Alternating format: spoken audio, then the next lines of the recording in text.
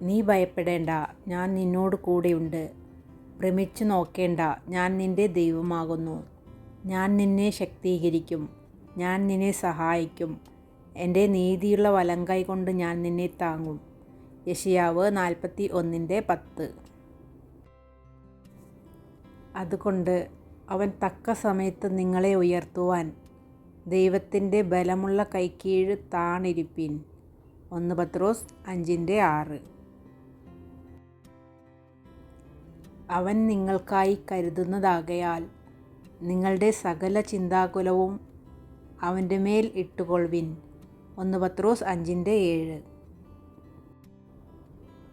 എന്നാൽ ദൈവത്തെ സ്നേഹിക്കുന്നവർക്ക്, നിർണയപ്രകാരം വിളിക്കപ്പെട്ടവർക്കു തന്നെ സകലവും നന്മയ്ക്കായി കൂടി വ്യാപരിക്കുന്നു എന്ന് നാം അറിയുന്നു.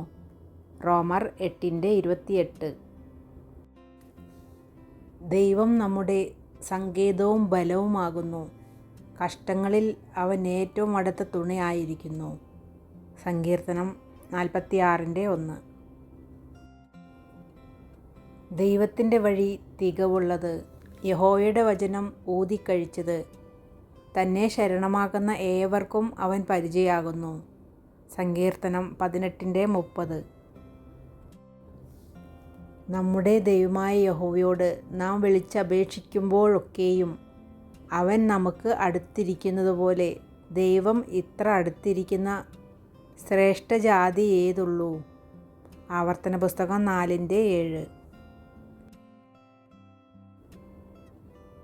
അവൻ്റെ ഇഷ്ടപ്രകാരം നാം എന്തെങ്കിലും അപേക്ഷിച്ചാൽ അവൻ നമ്മുടെ അപേക്ഷ കേൾക്കുന്നു എന്നുള്ളത് നമുക്ക് അവനോടുള്ള ധൈര്യമാകുന്നു.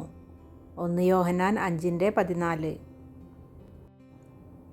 നാം ഈ ആയുസ്സിൽ മാത്രം ക്രിസ്തുവിൽ പ്രത്യാശ വച്ചിരിക്കുന്നുവെങ്കിൽ സകല മനുഷ്യരിലും അരിഷ്ടന്മാരത്രേ.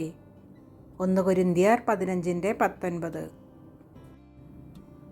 നിങ്ങൾ എന്നെ തിരഞ്ഞെടുത്തു എന്നല്ല, ഞാൻ നിങ്ങളെ തിരഞ്ഞെടുത്തു, നിങ്ങൾ പോയി ഫലം കായ്ക്കേണ്ടതിനും നിങ്ങളുടെ ഫലം നിലനിൽക്കേണ്ടതിനും നിങ്ങളെ ആക്കിവെച്ചുമിരിക്കുന്നു. നിങ്ങൾ എൻ്റെ നാമത്തിൽ പിതാവിനോട് അപേക്ഷിക്കുന്നതൊക്കെയും അവൻ നിങ്ങൾക്ക് തരുവാനായിട്ടു തന്നെ. യോഹന്നാൻ എഴുതിയ സുവിശേഷം 15:16.